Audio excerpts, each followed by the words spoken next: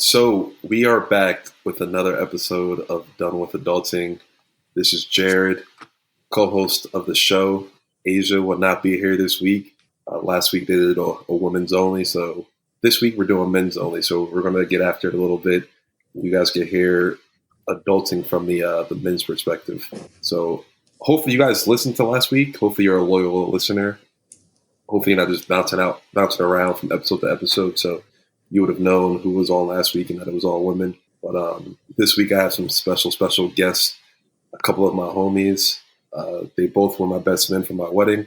So I want to introduce you guys to Carlton and Tyler. Yo. What it do? What it do? Y'all got to come in with more energy than that. More energy? Give him the energy. All right, Tyler, give him the energy. Yo. Hold on. Before y'all start, how about we have each one of you just give your name, where you're from, I guess what you do for work, just so the listeners can get familiar with you. Who going first? Go ahead, Carlton. All right, I'm going to go first. All right. Just like at the wedding, I'm going to go first. I'll open it up. All right, so what up, world? I'm Carlton, a.k.a. CJ. You know, I'm from Jersey, South Jersey, Burlington County. Know what I mean? Jersey in the building. Jersey in the building. 609 till we shine. You know, stole that from Ben French. Ben French, shout out, holla. But yeah, man, I work for the state, man, New Jersey state government. I work for the New Jersey Department of Labor. Work for the state, the government. So that's what I do.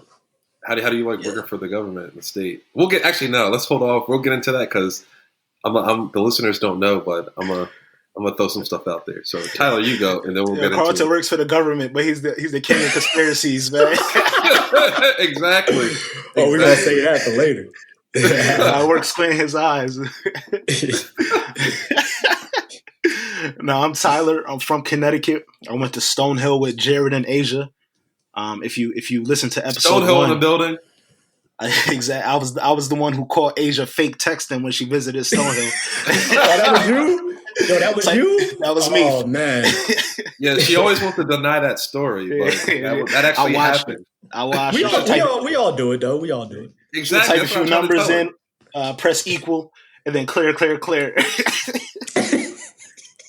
And I'm an attorney in Connecticut.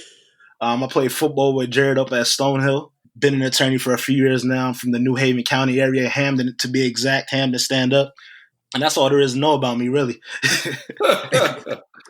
So, all right. So let's preface this. So Tyler is engaged right now. Carlton is in a relationship. Just to get that out there. So we're going to preface the episode with that. But that's also something else to know about me. I'm sorry, baby.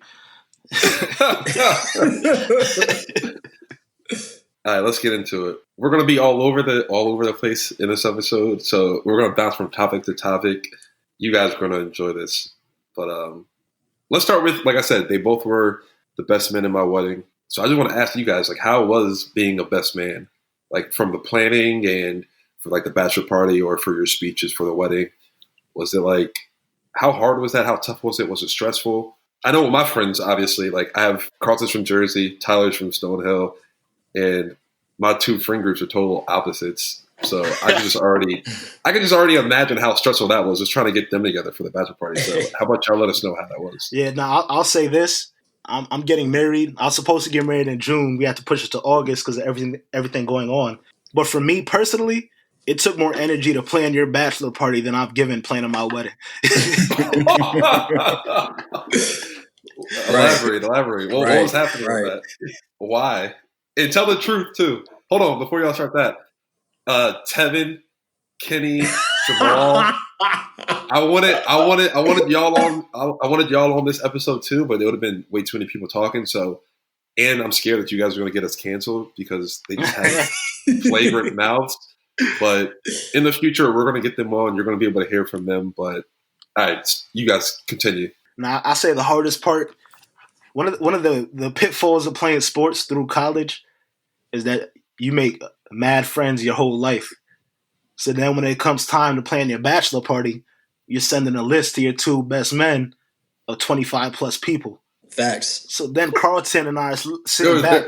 First of all, we're trying to get 20 people on the same page. Dog. Second, we're trying to find out what club is going to let 20 burly big men into the club with not one female or woman. I apologize, woman. Without one woman.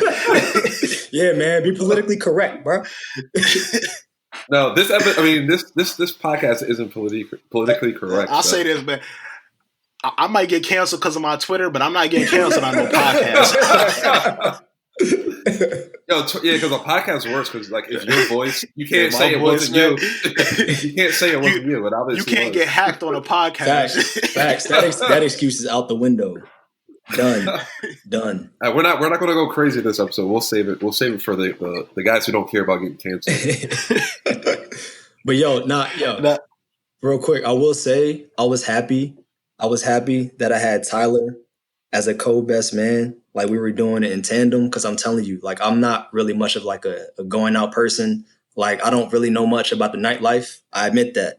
So when he's like, yo, Tyler. He's a homebody. Yeah, I'm a homebody, bro. I'm a homebody. So, like, I was like, oh, yes, like, got Tyler here. Like, he know what he doing. Like, planning a whole weekend. Like, that joint is stressful, bro. You're right. That joint stressful as crap. So I was just happy. Like, we had a party. Nah, I knew it'd be stressful because we had 20, like I said, big, burly looking dudes. And I hit Jared. I'm like, yo, what is one thing that you want for your bachelor party? And he's like, yo, I want a table every night. So I'm like, all right, first we have to find where we could get tables. Then we have to find a weekend 20 people could go. And then on top of that, we have to convince all these people that a table every night is something that's reasonable. And that did not happen. Yo, I thought that was going to be easier. I thought that was going to be easier than thought. Like, obviously, it's easier to get into a spot when you have a table. Like, 20 guys walking in together is going to be difficult. But if you have a table, it's easier. But obviously, other people didn't. they didn't think that. So no, I thought I was about to get beat up at your wedding, man. So basically, for the people who weren't there, we had, I think, one night or maybe 2 nights. There were people who didn't want to get the table. So I think at one spot they showed up, but they weren't part of the table. And then another night, they pretty much just chilled in the house or just went local if they made it past the edibles that they took. Oh my gosh. Oh man. And weren't stuck in oblivion. Yeah. We had a lot of people who so it's legal in Canada, and they had a bunch of sketchy dispensaries. So the first trip was to get some edibles. And the people who took those, at least the first night, they couldn't handle them, and they were just completely gone and just standing and not moving at all. They was hurt. It was a different topic. Yeah, they was hurt. They was hurt. Me included, but I was good. I was gonna say. You were a trooper though. You made it out though. You still made it out. It was. I was early on, bro. I was early on. Like, when we had first went into the spot, right? Went into that day spot that we all met up at, and we linked up. That's when I met T Wills for the first time. It's like, yo, it was good. Like, I met everybody. Well, mostly everybody for the first time. A few others when I came up to Stonehill to visit, I had already met. But yo, bruh, it was just crazy. Like, I was like, yo, where are we at? I was out there tweaking. You got your second. You got your second win. So that was all that matters. Yeah. That's the importance of it. If you're planning a bachelor party, if you're going on some crazy trip, bachelorette, the second win is important. If you're drinking all day, do not go to sleep thinking you're going to get rest to go out, because you're going to sleep through the night. I think the best part is that we did all this planning. Like, yo, Jared is a football player. He loves football. So the second day, we have to have a flag football game. We texted everybody, flag football, day 2, bring cleats. Yo. And then we went out night 1, and we're so washed that we couldn't even make it to the field after paying all that money. Yo, we were so hungover. We woke up like, do we really want to go play football? Nah. Everybody. We woke up 20 minutes before kickoff. And it's hilarious because then you think back to spring weekend in college, where spring weekend we would go out Friday, Saturday, be up and ready to go 6 a.m. on Sunday for that weekend practice. But here we can't even get ready to play a 2-hand touch football game.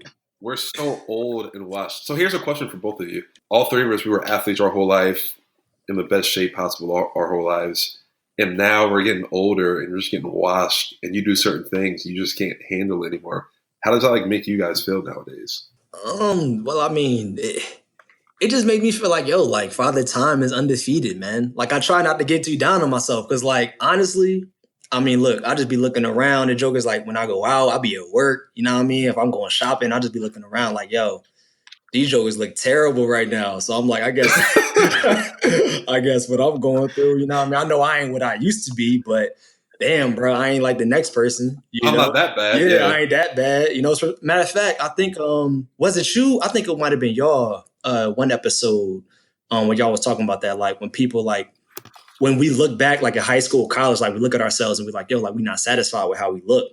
And then later on, like we look back, like let's say we look back like 10 years ago, like damn, like I'm trying to get like that, but we weren't satisfied at how we looked like during that time.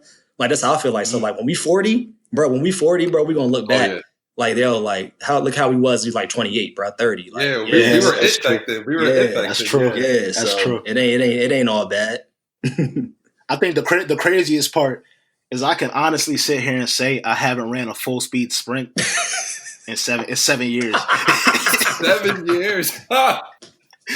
Yo, if anything ever popped off and you had to run, would your hamstrings just tear off the bone? Probably. Oh my gosh. I can't even stretch without getting sore, so my hamstrings are gone. Yo. But it's crazy, like just the whole mental of that. Like we're just looking back at like what we used to be, and then now we're just old and washed, and then we're just getting older and older. And just looking towards the future, I'm just like, it's crazy. I know, because I know after all this is done and we can finally go back to the gym, I'm going to try to put the same weight on the bench and on the squat rack, and I won't even be close. Spotter.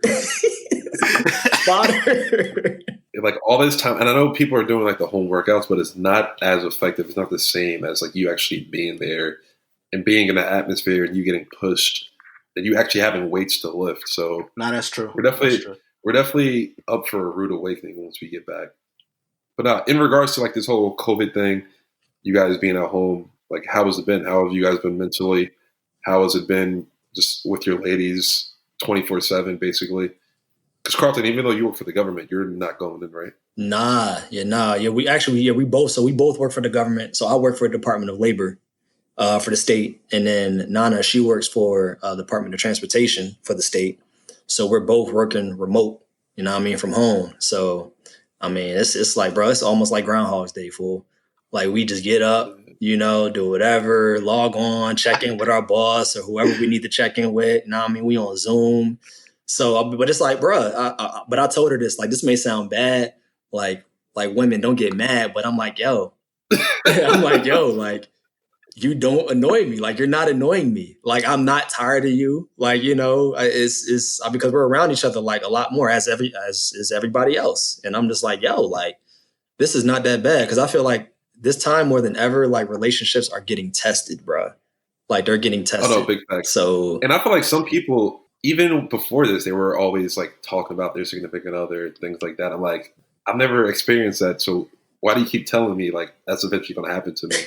Like they're just seems like they hate who they're with, and I'm like, why are you even with her at that point? So I know they must be going through it. But no, actually, Tyler, I forgot you're still working though, right? Yeah, so I'm still working because Connecticut somehow convinced itself that attorneys are essential, and my fiance is still working too because she's a nurse. Oh yeah, so she's I suggest everyone stay away from my house at this time. Don't go to their spot. Stay at home. Don't even FaceTime me. You're at risk. But no, I mean you're in Connecticut. Carlton's in Jersey, and Jersey is like what? You're the third or the second state with the highest totals. Because yes, bro. Yes. Like New Jersey is blowing up, and I think Connecticut is eventually going to catch up. But Connecticut's even going crazy. Well, a lot of people. I've gotten texts just over the past few weeks of people asking if I know anyone who has a beach house in Connecticut from people that live in New York asking like, yo, you know the one with the house that I can crash in for the next month. 2 of my cousins from New York already just came back and are renting homes for like the next month or two, just trying to get out the state because of how, I guess, how bad it is. Yeah, how bad it is, how central to this whole pandemic. But then again, like the scary thing about that, they could be asymptomatic. I was like, don't come here. Exactly. Stay there. These episodes that we've been doing a guest episode 4 weeks straight for this whole month that we've been quarantined, and we're supposed to not talk about COVID because we're trying to get away from it. But I feel like it's impossible. Realistically, it's so central to everybody's life that it kind of has to be talked about. So I feel that. So you said earlier that you're planning a wedding right now. Like, how stressful has that been with this whole thing going on? It's been crazy. We just had to push it 2 months because, like I said, my fiance is a nurse, so she herself felt like the responsible thing to do and the smart thing to do would just be to push it, because as a healthcare professional, she can't turn around and be like, all right, 3 weeks after quarantine, I want 200 people in one confined area. So it's been crazy. It's been stressful. Lucky for me, she's been planning the whole thing. So it's been stressful for me in that I have to help her deal with her stress. Even before COVID, though, like as the planning was happening, did you have a say in anything you wanted or like what you wanted to do, or was it just all her? When we started talking about it, I said, babe, this is the color I want for my tux. And she said, yeah, that's nice, but... And at that moment, I realized I wouldn't be having much say. It is smart man. It's all her. It's all her. So you see me smiling on the wedding day, it's because I'm seeing stuff in live action just like y'all seeing it. Yo, you're a fool, man. So it's gonna be a surprise. Yeah, I'm like, oh, that's nice. Hold on, but how have y'all been doing with with no sports happening right now? Like nothing Terrible. at all. Nothing competitive. Terrible. Like how has that been? Especially like us former athletes. Like we grew up on sports our whole lives. Sports. Like when we have kids, Yeah. I'm pretty sure all of our kids are going to play sports. Like that's a major factor in our lives. So how have you guys been dealing with that? And women might not think that it means that much, but it does. And I know people who are like in pain right now because there's no sports. Not even like no sports, no betting, no anything. No, so nothing. how are you guys dealing with that? Bruh, like the competition, like, yeah, bro, you hit on the head. Like, there's the competition. Like, well, look, check. So right now, while we're doing this podcast, like while recording, I'm watching the 2008 finals, the Lakers in Boston. Like, I have that joint playing on TV, like, which I appreciate ESPN, like CBS, like they've been doing their best to like keep us satisfied and trying to hold us over, like until the real thing comes back. But like, it's killing me, man. Like, especially like I've grown to become like a huge NBA fan, like since like college. Like, bro, I've never watched as much NBA as I watch now, like from high school. So yeah, man. So I mean, I don't think I've actually watched a whole just NBA game through that I haven't been in person, or if it wasn't like a serious game in the playoffs. But now with this whole thing happening, like I'm watching, you can watch a whole game and actually like pay attention to it and just you gotta appreciate realize it, man. how much you actually appreciate it, like how much you miss it. It's definitely wild. I didn't realize how much sports I watched, because even when you're doing something else, you just throw it on as like some background noise or just for a little bit of distraction. I'm about 3 weeks away from leading the police on a high-speed chase just to get that thrill again. just get a little rush. Get a little rush. And then they start beating me. It's UFC. What if this goes until like August and football's pushed back? I think I would go absolutely insane if that's the case. The prospect of football being pushed back, when I read it like the other day, is what really, because I watch basketball, I watch baseball, but football is my sport. Yeah. So if football gets pushed back, then it's gonna be. Then I'm gonna turn into an anti-vaxxer. I'm like, this disease isn't real.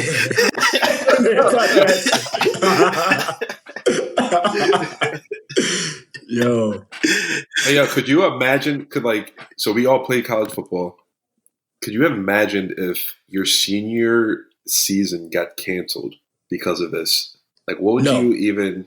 Could you like? That's like I feel like it's not imaginable because I just don't understand what state of mind I would be in. Exactly. But Because even when we knew what our last game was, we went into the game knowing it was our last game. We watched the clock wind down to 0. Once the whistle blew and the ref held his hat, we were still like, "Yo, it's really over." And we had all that time and preparation and knew what it was leading up to. So to just have it canceled without even the prospect of any foreseeable future, and you just spent all off season going crazy in the gym, that someone would have to tackle me just to feel it.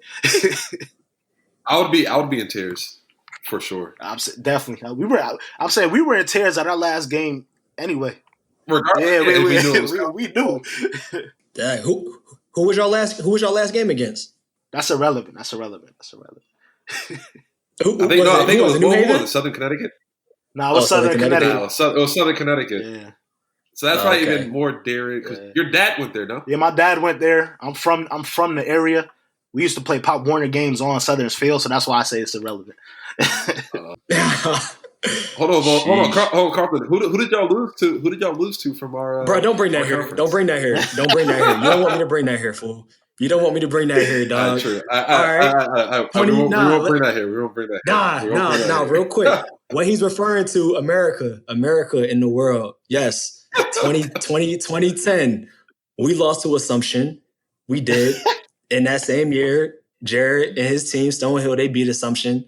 But make no mistake. Every single year. Every single year. Make no mistake.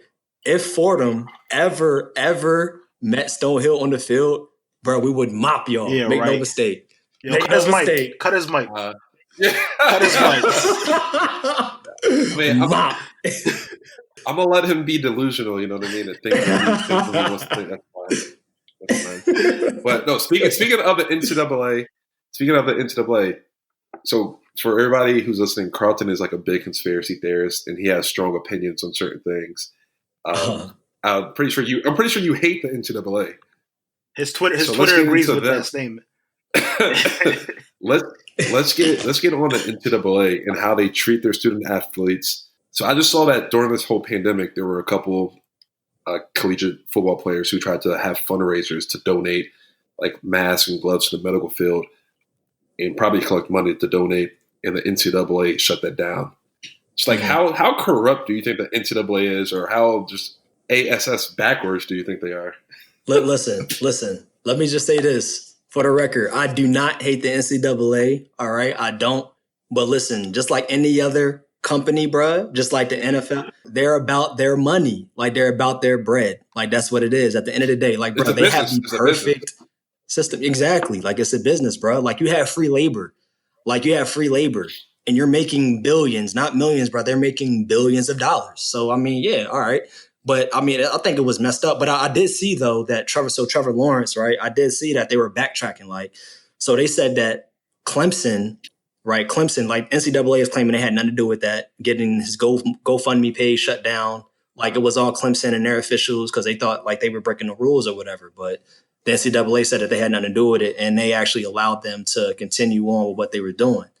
But yeah, man, listen, at the end of the day, I just think they're all clowns. At the end, like they're all about the money, as is everybody else. I mean, just that they're just hiding behind that bull crap, amateurism stuff. So, that's just how I feel. Is it really free labor when they're getting like a whole free paid for education?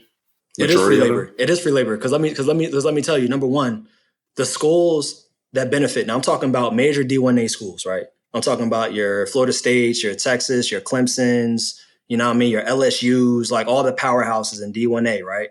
These schools are making millions of dollars, right? Like the kids, yes, they may be going to school for free, but I mean, when they graduate, like what then? Like if they don't happen to make it in the league, which y'all know the percentages, like I don't got to tell y'all what the percentage is of jokers making it pro. So what financial reward are they getting once they graduate? They have nothing to show for it other than, damn, I got to play in front of 100,000 fans. Okay, cool. That's dope. But the degree is worth that price, no? No, bro. No. That degree allows you the ability to make more money in your future. Jared, you're a millennial. Tyler, you know this too. Jared, stop playing, bro. With that, what are we doing with this 4 year? No, I'm playing devil's advocate. Playing devil's advocate. I gotta ask a question. All right. Bro, we can't get jobs, dog. Jokers don't hire us. All right, we're not getting hired. They want people with. So is it because they're not doing what they need to do while they're in school? Besides focus on a sport. That's part of it. Exactly. They can't attend class while they're in school. It's more than attending class, because some of the times they can't even get the proper internships within their fields. Facts. Because then if they get an internship with an alumnus or an alumni, then they're receiving a benefit under the NCAA rules. I had an internship while I was Jared, college. But same here. But at the same time, we weren't on the cover. We weren't on the cover of ESPN magazine. Those are facts. Those are facts for real. Even though I must say, I'm definitely telling my kids we were. Oh no, you have to gas it up to the kids in the future. Yeah, they got to know. But like, I rushed for 1,000 yards in one game. And you can't take the trash out. But even if we get to a point where the NCAA pays college athletes, like what do they pay them? They're gonna have to pay the women athletes the same amount as they're gonna have to pay the male athletes. It's gonna have to be consistent across the board. They're gonna have to pay the bench rider the same amount they're gonna have to pay the star player. It's gonna have to be consistent, which is gonna be a problem. There's gonna be backlash even with that. But listen, you're not gonna solve it overnight, but it's a start. Like, bro, you gotta start somewhere, you know? Like, it's not a perfect system, but dog, you gotta start somewhere. You just can't be out here making billions and then not compensating people, man. Like, you gotta start somewhere. So, you know, it's not gonna be perfect, cool, but y'all need to break bread. Point. That's a good point. Yeah, Joey's gotta break bread, dog. I think the good start is allowing players to profit from their likeness and their image, which I forget what year. I think it's like 2023. They're gonna start allowing players to, because remember Johnny Manziel he got in trouble for trying to sell his own autograph crazy for $50. Yeah, man. People were turning around taking his $50 autograph and selling it for a couple grand. Oh no, they're definitely coming up off of his signature. Exactly. All he wanted was a T-shirt from H&M and a bottle of Rubinoff to have a nice little weekend. Although, T Wills, bro, I will say, like, I feel you on Johnny Manziel, but like Johnny, like, you know, like he came from he was well off already. He came from money, yeah, exactly. So like, but like, yeah. and really, like, what we talking about, right? Like, it's like people who don't really come from nothing, yo, and like, it's your ticket, it's your ticket out. Like, bro, like that's your ticket. Like, come on, like, if you don't make it in the pros, at least you can get something from college, like something. Exactly. You know, especially with how much they're risking at that age. Yeah, they're risking their whole body, and then they have to wait at least 3 years to go pro. But then again, like, if you're coming from nothing, the fact that you're even going to college and getting that education, that a lot of people where you're from aren't getting that education, is that not a prize? Not a prize, but is that not a win in itself? It's a small win, bro. I'm not even gonna say it. No, say it. We're being real right now. F that. Don't hold nothing back. Say it. No holds barred. What's he? He gets injured tomorrow. He's a junior in college. What's he gonna do for the rest of his life with that degree once he gets back home? Facts. He can do whatever he wants. He can go to the biggest city in his state and go get a job, and then bring his family in as interns, things like that, and make money. But if the opportunity isn't there, and I think we know just naturally that when we look at a lot of people around us who probably could have had gone to college and played ball and gotten a degree, they decided not to because they had to. They're at 18. They had to start bringing in a little money at home just to help them with mom and dad. No, that's true. So I'm big on college and degrees holding value, but that value is really dependent on having a solid foundation going into college, because there's people out there, you go get your degree, you go home with it, and then it's literally just a piece of paper because you don't even know where to start looking for jobs within your field, or your mom and dad need help right now. They can't wait for you to get a master's and make your degree more valuable, or wait for the right job to come up. You kind of just have to take what you can find. Yeah. I mean, regardless of that, even if they're not athletes or like struggling, I know people who went to college from Jersey and their colleges didn't help them get a job or anything. And then after they graduated, they were struggling for a while. So just to play on that point, like it's still the same in a sense versus athlete versus not athlete. They're still struggling to get anywhere, even when they have that degree. So I mean, I see both sides. Because I'm just saying, like, they're going to get backlash no matter what they do. They're going to have to pay the women the same. They're going to have to pay the football team Alabama the same as they're going to pay Alabama swim. Like they're going to have to pay all the athletes the same. Exactly, and that's I think that's the biggest hurdle that they're going to have to get over. Because if not, you're just going to widen the gap in terms of competitiveness. Because the player from Alabama is going to make how much more than the player from even within the same conference. Oh, big facts, Right. You know what I'm saying? And then there goes all the upsets. There goes the 5-star recruit that decided to stay home and stuff like that. Right. But but conversation don't really pertain to us that much, right? Like you said, we weren't on the cover of ESPN magazine. But they would have given us a little $7.25 an hour. $7.25. I would have been like, hold on. But so Carlton was D1. Tyler and myself, we were D2. So D1 holds a lot more, in athletes' eyes, D1 holds more value. But you guys got some money. You got like stipends and things like that, right? Well, yeah. Well, even though you had a full scholarship as well. Well, yeah. So it was actually it's unique, man. Where we were at. So when I got to Fordham, they were the first team in the Patriot League to go full athletic scholarship because they were in the Patriot League, right? They for the longest, like it's been financial based, like financial based scholarships, based on academics, right? Correct, academics and what you need and what you're bringing in at home financially. So it's like a sliding scale, but Fordham was the first school to go full athletic ride. So we went there. A few other people after Hofstra when they canceled they program.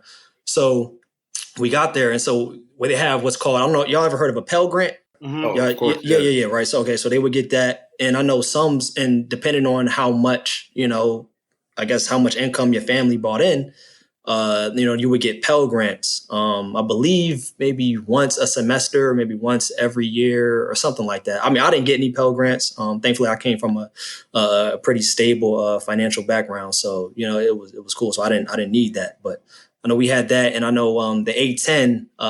So all the other sports aside from football, we're in the A-10 conference. So I know like once every fall, like they gave us like a $200 check or whatever for just like food or money or not money, excuse me, like food and clothes, whatever, Nah, they were giving you money. Nobody. No, but we're not even. But listen, I mean, a small school like Fordham, like I'm not even talking about us. Like I'm talking about like those huge powerhouses. Like for example, right? Check. For example, real quick, I'm about to throw some numbers out there. All Stonehill gave me was CTE. Right. That's another thing. Like, freaking Lifetime. But like, we putting our health on the line. Like, like at these bigger schools. Like, dog, look, Dabo. Hold on, you have to explain what CTE is. So let the listeners know what CTE is. They might not know. I'm saying, what CTE? At this point, I think the world knows. It's like it's chronic. It's chronic. It's like chronic trauma something.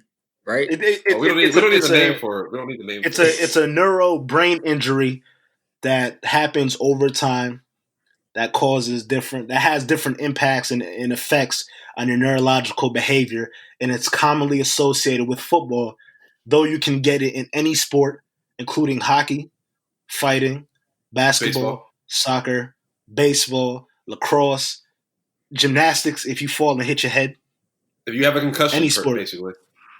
Exactly. My head is big though, so I'm very confident that I'm all right right now. Hold on, have any of you had like a straight up concussion? I don't think I've ever had a concussion. Yes, you have. Yes, you have. When did I have a concussion? Now listen, you may not have been diagnosed technically with a concussion, but you had a concussion, bro. Bro, you've been playing ball since you was like 7. You've had one. I've had one. I just never told nobody. Like I've never had an extreme one. I've had some. I've definitely had some. Shout out to Ray Bass if he listens to this. Ray Bass and I have definitely go ahead a few times, and I'm going back and turn the lights off and taking a few Advil. I don't see. I've never had to do anything like that. Like my head, it would ring maybe for a little bit, for like 5 minutes. That's about it. Have you ever seen stars? That's because your lips are shock absorbers. Dang. First, damn. Wait. Yo, we're not bringing that to the pod. Wait, yo, Jared, have you ever seen stars? Probably. You don't remember if you ever seen something after hitting somebody? I don't mean to bring up assumption, but since so if you see stars, that means you have a concussion. Yes, bro, that's a mild concussion. If you get hit right after a collision, and you get up like and you see like the little dots or whatever, like they say, like the expression, you see the stars. Like, yes, that's a mild concussion. It could be slight, but it's still. I've heard that. I've heard that before. I've heard that before. Yeah, but I'm standing by it. I don't think I've ever had a concussion. You've had one. Definitely, you've had one. I'll say my first concussion was sophomore year of high school. We were facing a school called Brunswick, and I was on kickoff return, and they kicked it off, and I was in the wedge, and I ran full speed, and next thing you know, I was parallel to the ground, and then on my back, and I was out cold for a few seconds, and I got up, and I ran to the wrong sideline. Oh, yeah. That's a concussion. Yeah, that's a concussion. Yeah. I got back to our sideline, and I questioned my whole career. Bro, you tried to blow up the wedge. But you know what? Soccer's not that bad. Sheesh. You guys letting your kids play football though? Of course. That's actually a great question. So a lot of people, they make it seem like, oh, I had to think about if I want my kids to play sports or things like that, or at least football. I think my kids are definitely playing. What about yourself? My kids are playing too. If they don't have to, but if they want dinner and a home and clothes, they're playing. Then I suggest you get on the field. They will survive.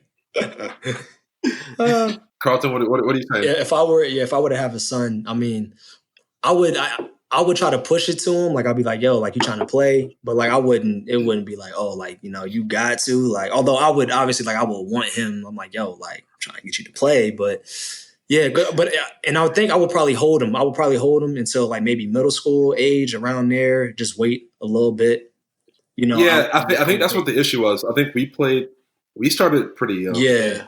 So I think that's what the issue is. So if you hold them out until they're a little bit older, they're a little bit more developed, then I don't see the issue with it. What a lot of people are doing are they're having their kids play flag up until like middle school, freshman year of high school.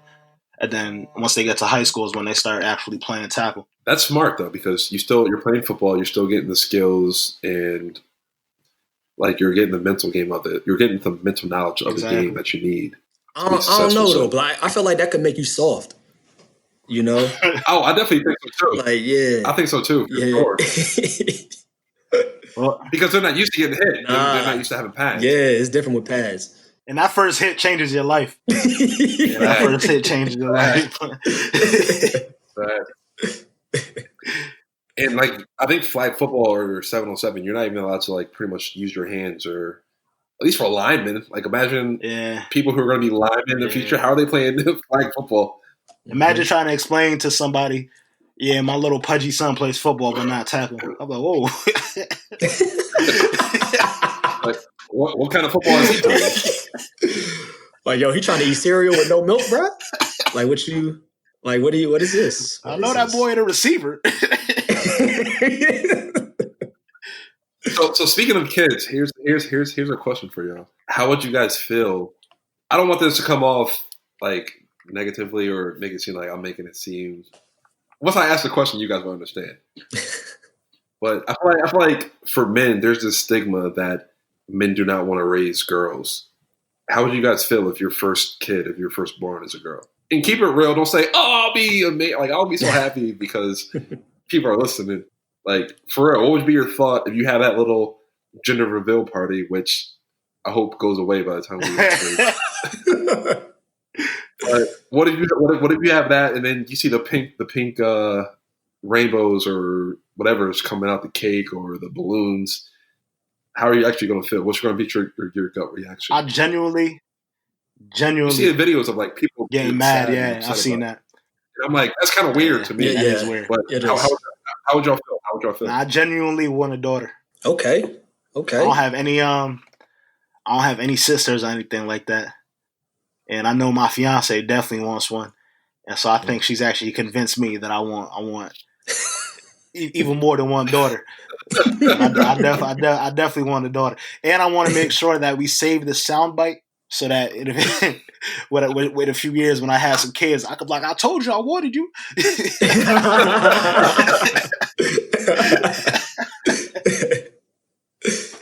No, that's real though. That's real though. Shoot, yeah, man. I feel T Wills on that, bro. Like for me, I just like like I see the way like just being born into the world, right, and just seeing the way number one, like the way women are treated, like, and number two, like especially like how Black women are treated. Like I'm like like I feel like having a daughter, like I just feel like that's something like that's special, bro. Like that's a gift, like for me, because I can instill in her like values and I can show her like what I feel like what you need to look for in a man. I mean, not to say that I'm perfect. Big facts. Yeah, like I'm not perfect. Stupid, dog. Like I'm far from perfect, but I mean, I like to think that like I have good like core values and stuff like that to where she can just look at that and be like, oh, like daddy's treating mommy this way. Like, this is what I need. Like, this is what I need to look for. Exactly. So, yeah. So if they know like, oh, if it's a deadbeat that's coming, like she know, like, no, we're not doing that. Yeah. If you're a lame, deadbeat, bum. So she knows, so. But I'll say this. The second I see a Cash App code in my daughter's bio, we have issues. What about the OnlyFans? Yo, that might be Cash App or the OnlyFans. It's a wrap. If I go on Venmo or Cash App and I see your daughter has received $1,000 from Lil Boozy. yo, like how do you fight that though? Like how do you fight that? Like in this day and age, like how do you fight that? Like it's hard. You got to give her more than $1,000 and be like, look.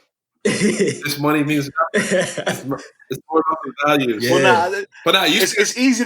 It must be easy enough to fight it because we all found, and I'm sure we know a lot of women who have very easily fought it. So I think we'll be good. But in the offhand, we aren't. Just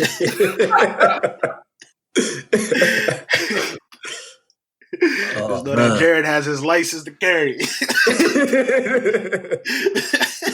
Oh man! But no, y'all speaking about like values and things like that for your kids. Like, what are some like core values that you would want to instill in your kids, male, female, regardless of what gender you have? Yeah, well, I'll start off. So, like, to me, it's all about just making sure you choose your friends carefully, making sure you treat everybody, with respect, and but more importantly, like have respect for yourself. Like as an individual, like like man, woman, whatever, like have respect for yourself, man. And I'll say, and I know my dad told me this all the time, like growing up, like he always told me like be a leader, not a follower. Like I will always carry that because like I see it. Like I really didn't see it, growing up. Like I'm like, yo, like what are you talking about? But as we get older, right, it's like, yo, like I mean that's real. Be a leader, man. Like I don't need anybody to tell me to do anything that I feel like I shouldn't be doing. Like same thing with you. Like, stay true to yourself, man. Just stay true to yourself. That's it at the end of the day. So I mean, that's for me. It's hard because I think it goes back to, we were talking about playing football and playing sports before. And everything that my parents instilled in me were reinforced through playing sports. And I think that's how we became friends, is because we not only realize or have a lot of the same values and morals, but they were all reinforced through playing sports, which obviously brought us to high school or brought us to college. We were able to get a degree at one of the top colleges because we valued a good work ethic. We valued a quality education and time management and making sure that you're working harder than that other person. And so those are all things that I want to make sure to instill in my kids, but all things I think are better reinforced through, certain activity. And I made it, what I said earlier about playing football, obviously I hope my kids play, but if not, it's like, regardless, even if they don't play football, that's why I want to make sure my kids play a sport. It doesn't matter what it is, because all those things can't be reinforced. It could be tennis. I'm not sure if y'all know, but my captain of my football team, captain of my football team, who's also one of the hosts of this podcast, played tennis in high school. Yes, I played tennis in high school, and actually, I'm happy that I did because, like, you saying lead by example, Carlton, and like not following the straight. Like everybody else wanted to play other sports, which was fine, and like I got made fun of for playing tennis, but I held true and I stuck through. I'm like, yo, I don't care. I don't care what y'all say. I like this. It was my first time getting into the sport. I got into it and I liked it. I still play to this day.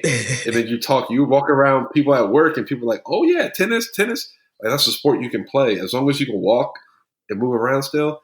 And that's like one of the last sports you'll probably play besides golf when we're like old and washed. We still can play that. And it brings out the competitiveness in you. Like every summer I play with my brother-in-law. For some reason, he always beats me, even though he never played in high school. But I'm going to get there one day. Because you're a bum, dog. I'll tell you why he can beat you. But I'm going to get there. But it's just like, just stuff like that. Like even just instilling with like, no matter what anybody says, if you feel true in yourself, like nobody, like that's live your life. You know what I mean? Don't worry about what other people are saying. Be true to yourself. And if you like what you're doing, do it. Unless it's hurting you or hurting somebody else. You know what I mean? I'm going to take a page out of my parents' book and show them that whatever I can't instill in them and sports can't instill in them, a belt can. Yes. So that was my next question. Yeah. So all right, so there's two parts. Will you discipline your kids?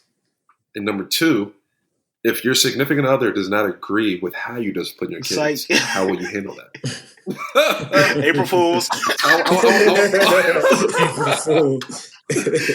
I want to hear your opinion on that. So basically, are you going to beat your kids with a belt? And if your significant other doesn't want you beating them physically, how would you handle that? I will not beat my kids. I will spank them. That's what I meant. Semantics. We're going. Yeah, semantics, right? because, like I said, I'm not trying to get canceled. Well, he's a lawyer, so the words mean something. The words mean something. Not for sure. So I was raised being spanked with a belt. Spanked. I'm pretty sure both of you. I know, Carlton, I know you were at a certain point. Oh, definitely. Or no, were you not? Yeah, Tyler, yes. I know you were. My parents Jamaican. Exactly. Get that switch. So everybody tries to make it seem like if you were spanked as a child, you're going to turn up to be like some terrorist. I think the free people right now on this podcast are perfectly fine if we grew up to be respectable adults. Mm-hmm. So I'll say this. Do you see any interlining or interchanging between the two? No. If you want to see why spankings are necessary, watch Ozark. Oh my gosh! Ozark season 3. Because I hate every child on that show needs a spanking. Nah, actually, watch Power. Power, exactly. That's even a worse example. Yeah. I see one spanking of Power, but I did see some bad kids. Hold on, but no. Answer the question. Are you guys? So Tyler says yes, he's going to spank his child. Carlton, off the top of your head, look into the future. Do you think you would spank your child? Absolutely, bro. Definitely. Because you know why? Okay, that's what I went through. So yes, that's what I went through, and also you're disciplining them. You're getting them set for the future. You're teaching them respect. Because listen, when they're little, like the words and stuff like that's not registering for them. That's not registering. They need to get spanked, popped. Yeah, they don't understand what we trying to tell them at that age. So you just need to, whack a little bit. Respectfully, y'all. Respectfully. Yo, but the funny thing always after you got spanked, at least my mom, she would say, that hurt me more than it hurt you. And now looking to the future, I can see how that could hurt. I can see that for sure. Taking a child. Yeah. But I think part of what might have hurt her is whatever action you did that led her up to that spanking. Oh, that's true. You know what I mean? That's true. But I will say, I don't know if I can spank my daughter if I have a daughter, man. Oh, you gotta leave that for the mom. Yeah, right. Right. Because I look at pictures of my little goddaughter, and when I see her in person, and I get mad at her, I'm like, dang, this is my little princess, yo. Yeah. But check, yo, I heard by 5 or 6, man. I heard it's too late, right? Around that age, 6, 5, 6, 7, or whatever. Like by that time, like it's too late. Like it's hard to reverse whatever it is you're trying to reverse. So I guess we're gonna find out. Okay, so how would you? So, say if your significant other didn't want to discipline the child, how would you guys handle that? Even though you would want to discipline by spanking. You mean generally, or like in a certain situation? I'm talking about by spanking or by like physical tripping touch to the baby. Yeah. That's on her. She gonna have to get over it. So not that she doesn't have a say, but it's going to happen regardless. And if she's mad, she's mad. If she call the police, but do you really want to call the police on your husband? And then, I mean, if they take the kid away from you, they're going to take the kid away from her too. That's baby. Exactly. Yeah. It's a double-edged sword, baby. So Tyler's firm in his things. What about you, Chris? Check. Yo, this is so deep. Like, bro, you can have like an episode on this topic alone. Like, yo. Oh, like, especially like, so Tyler, right? Check. Like, let's say if you have a son, right? Like, bro, I've heard so many stories, and actually I've kind of seen this too firsthand. Like, I've heard stories like where, and y'all heard like, oh, like mothers, like the mothers raise their daughters, but they love their sons. What is that? Now keep going. When like daughters, like they love their sons and raise their daughters, like, so they're not, so the father is trying to, discipline the son, trying to prepare him for manhood. And with that, comes little whatever tactics and stuff that you're trying to do as a father to make sure your son is prepared for the world that he's about to walk into as a man. But then the mom disagrees with how you're going about things. And then it's like, yo, before you know it, right, the mom and the dad are, just not seeing eye to eye because she doesn't agree with how, he's treating the son. Yeah, that's valid. That's very valid. Yeah, and I've heard so many stories about that, bro, like just growing up. And it's like, but on the other hand, it's like, yo, moms don't feel the same about daughters. And I'm just generalizing here. So like, it's hard, man, because it puts you in a predicament, bro. Cause it's like, yo, like as a man, like, you're trying to instill certain men values and what that they need to have in order to thrive and survive in the world. So if your significant other, if your spouse is kind of undermining you, right, in front of the son and your children, it's like, yo, I mean, what do you do? I mean, it's hard. I mean, I don't know what I do, bro. Like, it's crazy. Like, not even using that situation into like this discipline of the child. Like, even like, say if you tell the kid to go to sleep and then the mom's like, oh, no, it's fine, they can stay up later and watch TV, and they do that every single night or something like that. Like, that's just going to build something in the kid's brain. Exactly. Not only into the other spouse's brain, but I think it's just going to be. I think it's got to be a partnership. It got to be both equal. Yeah. And those conversations just have to be held outside of the child's presence. Yep. Like, there are definitely multiple times when my parents disagreed on something like that, but I would never know. Exactly. And they definitely agreed on spanking. I'll tell you that much. But like when I was younger, I remember I got a bad grade, and my dad took me to basketball practice, and I was young, so I made the All-Star team this year. If you know me, that's kind of funny. but his jump shot is it goes in though. But my dad took me to practice and made me go up to my coach in front of my and call the team together and tell everyone that I had to remove myself from the team until I got my grades up. And I got home, and my mom, that embarrassment factor. Exactly. My mom was tight because she felt as though like a kid shouldn't have to do that in front of his team and coaches. And I remember my mom being tight, and I was hyped because I was like, bet, like my mom about to.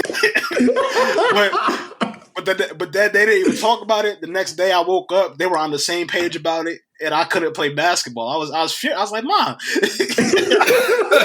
you were on my side last night. What happened? I heard y'all. But that's real though. Like even like you being in an argument with your girl in front of other adults, like you don't really want to show that. It's the same thing. That's why you got to watch. Like, you guys want to be on the same page. I'm not watching that show. That's why you got to watch Love Is Blind. He with Asia. Tyler and Asia can have a watching party. Yeah, I'm with the wrong host, yo. I should.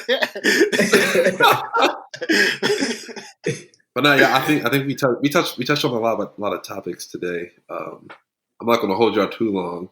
I know we're in quarantine, so I've been drinking every day, so I got some drinking to get to. Man, I promise you, every dollar I saved being in quarantine, I spent on liquor. That's what it seems like. I've been to the liquor store like 3 times a week. Like it's crazy. I get a bottle of wine, that joint's gone in like an hour. I'm like, oh snap, we gotta go back to liquor store to get 2-3 bottles of wine. That lasts for like a day or two. I'm like, oh my god. Jared's been to the liquor store enough where the quarantine is useless at this point, man. He's getting the same amount of exposure. Basically. But hold on. But let's end this with a shot. I know the listeners, they're not going to be able to see this. Cheers. Let me see that we're taking a shot. But let me get it up. I appreciate y'all.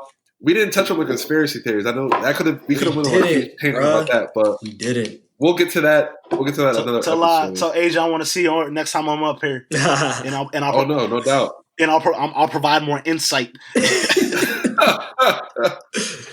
Cheers, brothers. Cheers. And on that note, we're out of here. I'll catch y'all. Deuces.